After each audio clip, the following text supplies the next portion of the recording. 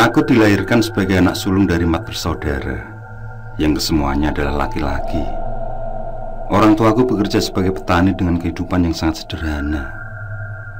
Sementara ibu telah mendahului berpulang disebabkan penyakit TBC yang sudah lama menggerogoti paru-parunya. Sedangkan ayah masih sehat, yang dengan giat selalu berkebun di lahannya. Aku sendiri sudah berumah tangga beberapa tahun yang lalu. Untuk menghidupi anak dan istri, aku merantau ke kota Tangerang, persisnya di daerah Ciledug. Mulanya, pekerjaanku hanya sebagai penjual somai keliling. Namun tahun berlalu, akhirnya keberuntungan berpihak padaku. Pekerjaan yang kutekuni semakin berkembang, hingga sekarang aku mempunyai sekitar 12 gerobak somai yang setiap hari dijalankan oleh para pekerjaku. Orang-orang menjuluki aku sebagai bos somai. Sementara ketiga adik laki-lakiku memilih jalan berbeda denganku. Adik pertama aku membantu ayah bertani, sedangkan yang lain menjadi PNS. Satu sebagai guru, yang bungsu bekerja di kantor kecamatan. Meski kami tinggal terpisah, namun hubungan persaudaraan tetap terjalin dengan baik. Komunikasi selalu kami lakukan, meski hanya melalui telepon. Aku menjalani hari seperti biasa, mengatur pekerjaan bersama istriku yang tengah mengandung anak kedua. Sementara anak pertama kami sengaja tinggal di desa menemani eyangnya. Dia sudah bersekolah kelas 6 SD. Untuk saat ini, aku masih menyewa tempat dalam menjalankan pekerjaan, yang rencananya lahan beserta bangunannya akan aku beli tahun depan. Mas, ada telepon dari rumah. Istriku berucap dari pintu belakang. Sementara aku meninggalkan pekerjaan lalu masuk rumah. Begitu mendengar suara Lukman, adik pertamaku dari gagang telepon, seketika tubuhku gemetaran. Tidak menyangka kalau ayah berpulang secara mendadak. Kabar duka ini tentu memukul batinku, sebab malam tadi aku masih berbincang dengan ayah. Tidak ada keluhan apapun yang dirasakan. Hanya saja ada sesuatu yang kuanggap aneh dalam obrolan malam tadi. Beliau menitipkan adik-adik seakan hendak pergi jauh, dan tampaknya beliau sudah punya firasat akan kepergiannya itu. Aku tutup telepon. Kusuruh istriku mempersiapkan apapun untuk dibawa pulang. Sementara aku berpesan pada Dawam, salah satu kepercayaanku, agar tetap bekerja selama aku pulang kampung. Aku tidak mau para pekerja yang sudah berkeluarga terhambat rezekinya. Semua sudah siap, Mas, ucap istriku yang sudah mempersiapkan semua.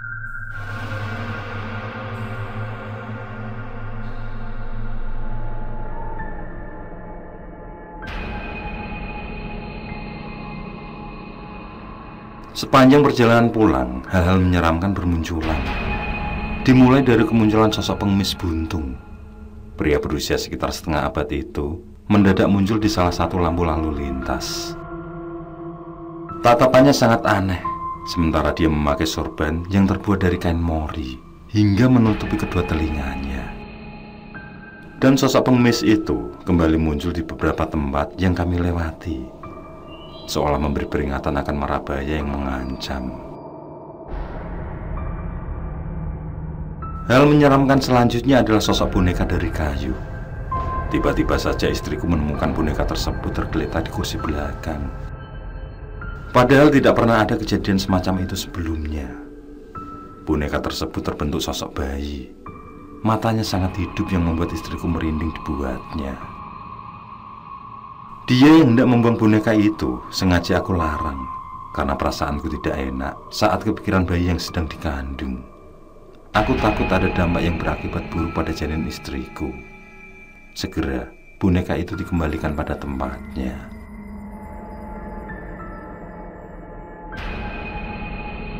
Dan hal menyeramkan yang terakhir adalah selalu tercium aroma anyir dan busuk. Bau itu datang dan pergi setiap saat, menambah rasa heran kami di siang itu. Teruslah berdoa, Mas. Semoga saja kita dijauhkan dari segala mara bahaya ini. ucap istriku sambil membuka jendela mobil. Dia merasa mual saat aroma anyir itu sangat kuat menusuk hidung.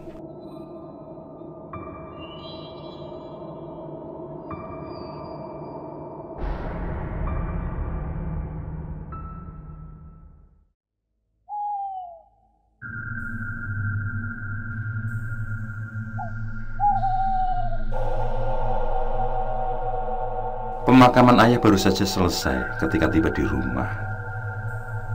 Begitu mengambil barang bawaan, aku juga istriku sangat tercengang.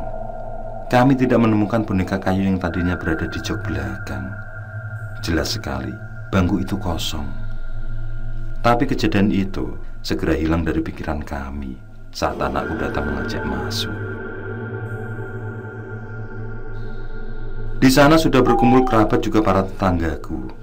Adik-adikku berkata kalau tadinya memang sempat menunggu sejenak kedatanganku. Tapi karena aku tidak segera muncul, maka dilaksanakanlah upacara pemakaman tersebut. Tidak usah menungguku datang, karena menunda pemakaman adalah sesuatu yang tidak baik. Aku langsung berkumpul dengan adik-adikku, termasuk anakku yang rindu pada ibunya. Di sana, istri Lukman yang memang tinggal serumah dengan ayah menceritakan kejadian sebelum ayah meninggal.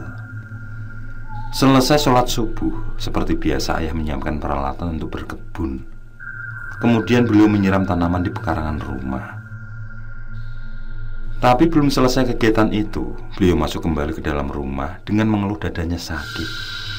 Disusul merasakan sesak nafas yang diikuti rasa sakit teramat sangat pada bagian perutnya. Ayah berguling-guling di tempat tidur menahan rasa sakit. Dan kejadian itu berlangsung sangat singkat, hingga akhirnya ayah menyusul ibu ke alam baka. Aku sendiri tidak tahan melihat kondisi beliau. Sampai kemudian ayah meninggal sebelum kami membawanya ke rumah sakit. Tutur istri Lukman. Aku hanya berpikir kalau itu adalah takdir. Mungkin sudah waktunya bagi ayah untuk meninggalkan dunia. Sejenak kami semua terdiam mengenang ayah, yang kemudian kembali berbaur dengan tetangga yang masih berada di luar, menyiapkan segala sesuatu untuk acara tahlilan nanti malam.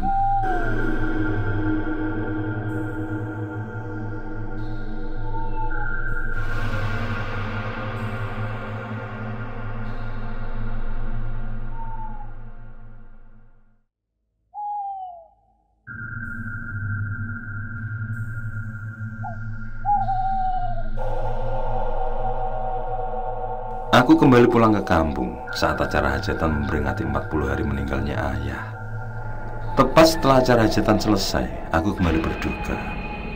Di depan mata aku sendiri, Lukman mengeluh sakit dada yang diikuti sesak nafas. Kemudian dia tidak kuat dengan perutnya yang sakit luar biasa. Selang beberapa menit kemudian, dia pun mengembuskan nafas terakhir. Isak tangis sangat kuat terdengar. Sungguh satu hal yang terjadi di luar dugaan. Tapi kami semua harus menghadapi cobaan itu dengan tegar.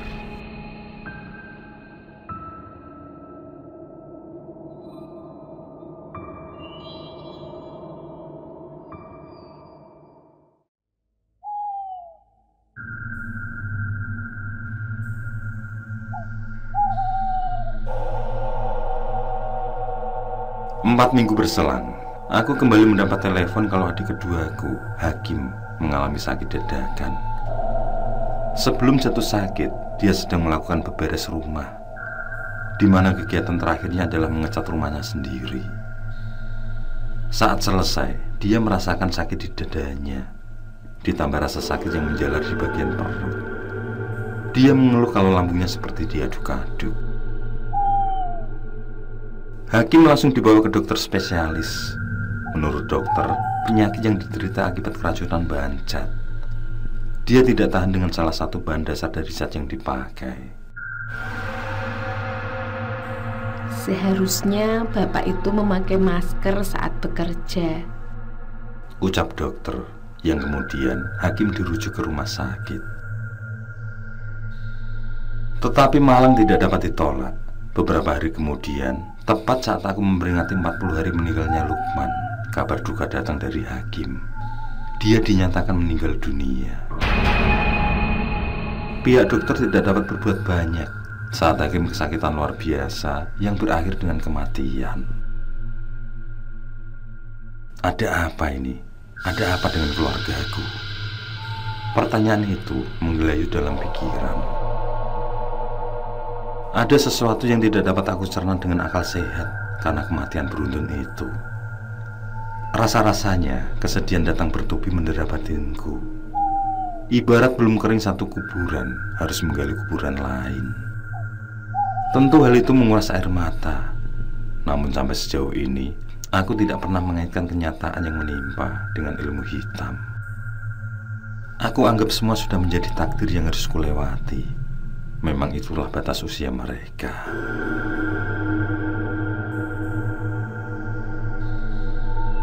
Dan kenyataan pahit itu berlanjut. Sebulan kemudian, Irsan, adikku yang paling bungsu, juga mengabarkan kalau dia jatuh sakit. Karena tidak ingin kehilangan keluarga yang tinggal seorang saja, aku langsung pulang untuk memberikan pengobatan terbaik. Langsung aku membawanya menuju rumah sakit ternama di kota. Meski harus mengeluarkan biaya yang tidak tanggung-tanggung jumlahnya, namun aku tidak peduli. Yang terpenting adalah keselamatan adikku. Aku ingin dia sembuh dan kembali sehat seperti sedia kala. Irsan menceritakan tentang sakit yang mendadak dia alami, di mana sebelum pingsan, dia merasa dadanya sakit dan nafasnya sesak seperti ditindih beban yang sangat berat. Celakanya, rasa sakit itu menjalar ke perut. Dia berguling kesakitan saat lambungnya seperti diaduk oleh makhluk yang bersarang di sana. Hingga dia pun pingsan. Dan kebetulan rumahnya dekat dengan poliklinik 24 jam. Hingga dengan campur tangan dokter, rasa sakit itu mampu diredam.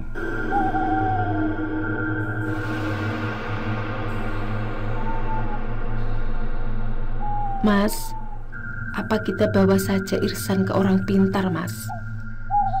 Istriku berucap yang membuatku terheran. Aku menanyakan kenapa ada pikiran semacam itu, yang tentu sangatlah melenceng dari agama jika kita mempercayai dukun. Wanita yang telah memberiku cinta dan kesetiaan itu memandang jauh ke depan. Dari raut wajahnya yang masih terlihat sangat cantik di mataku, aku yakin kalau ada yang ingin diutarakan.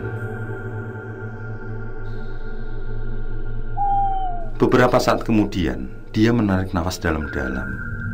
Dan dengan penuh hati-hati, dia kembali berucap. Kali ini tentang kejadian kematian beruntun yang menimpa keluargaku.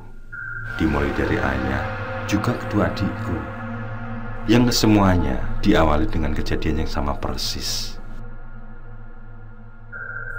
Dan lebih aneh lagi, kematian itu dalam jangka waktu yang sama, yaitu setelah memperingati 40 hari. Ini jelas ganjil, Mas. Kita tidak boleh kehilangan Irsan. Dan secepatnya kamu harus bertindak. Karena 2 minggu lagi adalah 40 hari dari Hakim.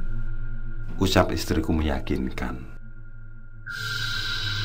Dari ucapan tersebut aku mulai berpikir ulang. Dan memang semua yang telah terjadi seperti ada yang sengaja membuat peristiwa itu berlangsung. Kemana kita akan mencari orang pintar itu, Bu? Tanyaku meminta pertimbangan. Dan disepakatilah untuk menemui Ustadz Kisno, salah seorang ustadz yang tersohor akan ilmu kebatinan yang dimiliki. Rasanya sudah tidak sabar untuk mengetahui hasil penerawangan Pak Ustadz. Ingin kepastian tentang peristiwa beruntun yang menimpa keluargaku. Tapi istriku melarang untuk pergi malam ini. Disebabkan dia mulai kontraksi sejak senja tadi. Dikhawatirkan bayi itu akan segera lahir.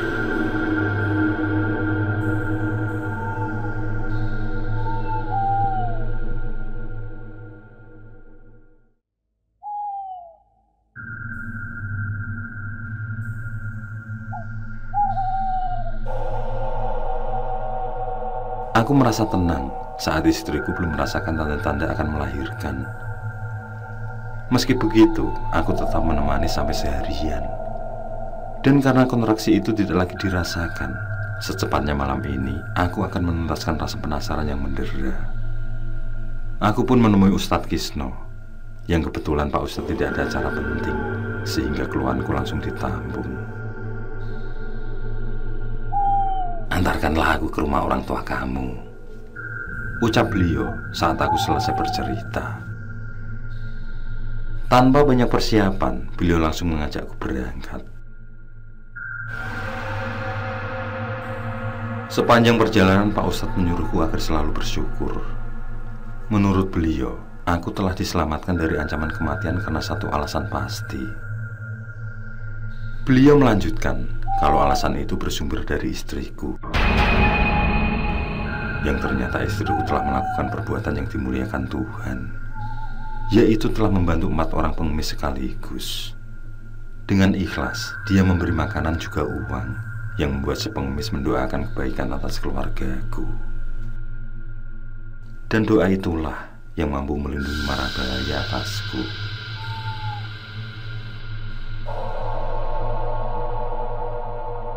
Dari keterangan Ustadz Kisno itu, aku merasa yakin bahwa beliau orang yang mumpuni, yang mampu melihat kenyataan atas keselamatanku. Dan memang itulah yang terjadi, karena seharusnya akulah yang mati terlebih dulu sebelum kedua adikku. Tapi hingga sekarang aku masih baik-baik saja. Tuhan telah menjagaku.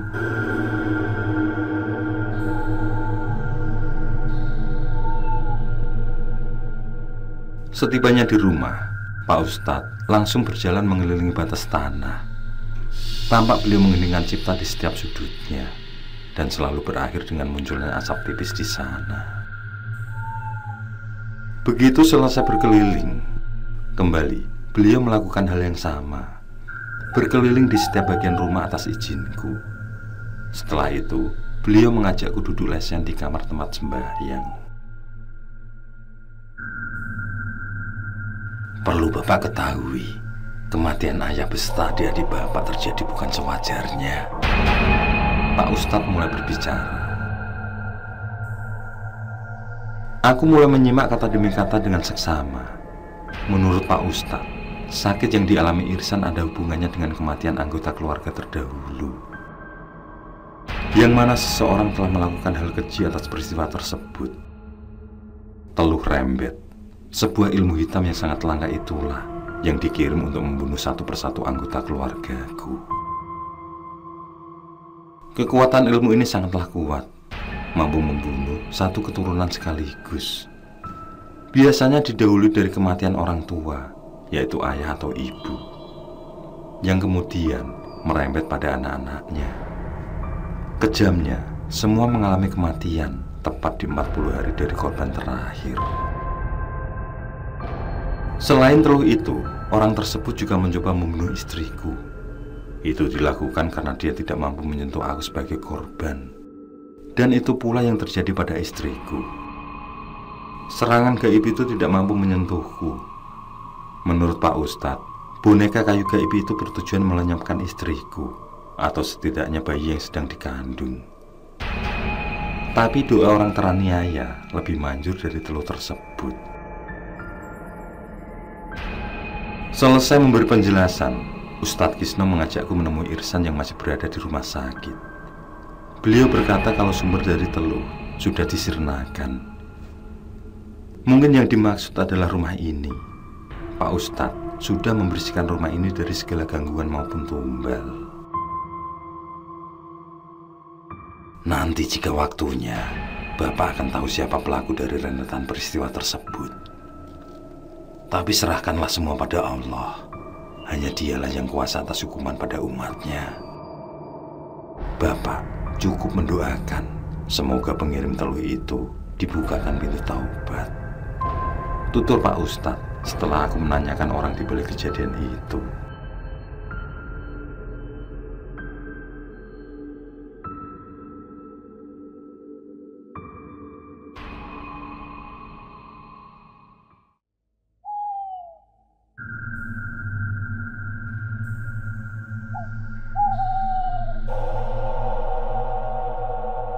Aku lega melihat kesembuhan Irsan. Rasa was-was karena hari itu belumlah genap 40 hari memperingati kepergian Hakim. Namun rasa cemas sirna saat melewati hajatan 40 hari. Irsan tampak baik-baik saja. Aku menjadi sangat tenang dibuatnya. Di keesokan hari, semua menjadi jelas saat Mbah Sipan datang bertamu. Mendadak kakek tiriku tersebut meminta maaf atas apa yang telah diperbuat. Dia mengaku bahwa dialah yang mengirim teluh. Dia melakukannya karena ingin menguasai harta peninggalan nenek. Dengan menyingkirkan keluargaku, maka harta yang selama ini dikuasai ayah akan berpindah tangan menjadi kuasaannya. Aku benar-benar tidak habis pikir akan hal itu. Tanah yang memang berukuran luas telah menggelapkan matanya. Tetapi tanah yang mencapai 4 hektar itu tidaklah sepadan dengan nyawa ayah dan adik-adikku. Aku simpan kemarahanku dalam-dalam. Ucapan Ustadz Kisno menjadi pegangan yang mampu meredam amarah. Aku tidak mungkin tega untuk membalas atau menuntut perbuatan Mbah Sipan. Namun aku hanya menyesali perbuatan tersebut dan mengembalikan semua kepada Tuhan. Meski batinku sangatlah terluka, tapi harus bisa mengikhlaskan kejadian memilukan tersebut. Mas, aduh mas, perutku mas. Istriku yang dari dapur menjatuhkan minuman dan makanan kecil yang dibawa. Dia terlihat kesakitan sambil memegang perut. Sepertinya sudah tiba waktunya anak keduaku akan lahir. Segera aku tinggalkan Mbah Sipan yang kebingungan, menyingkirkan setiap pecahan kaca yang berserakan, lalu membopong istriku yang akan kubawa menuju rumah sakit.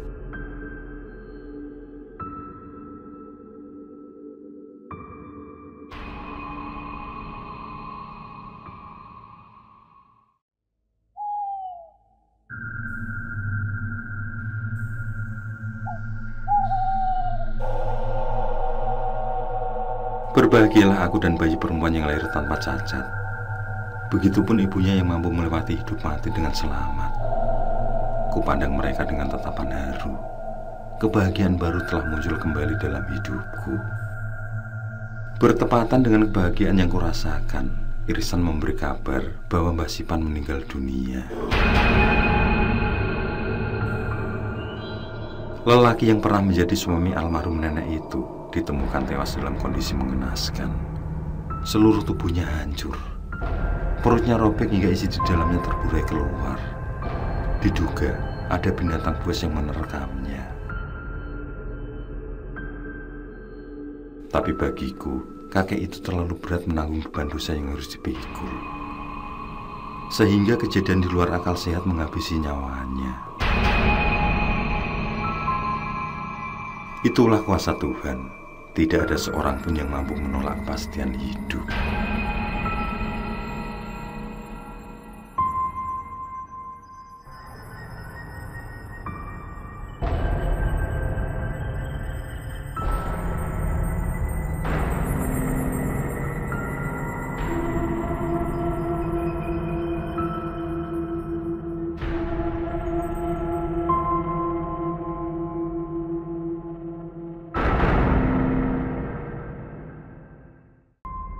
Oke, saya kira cukup cerita kali ini.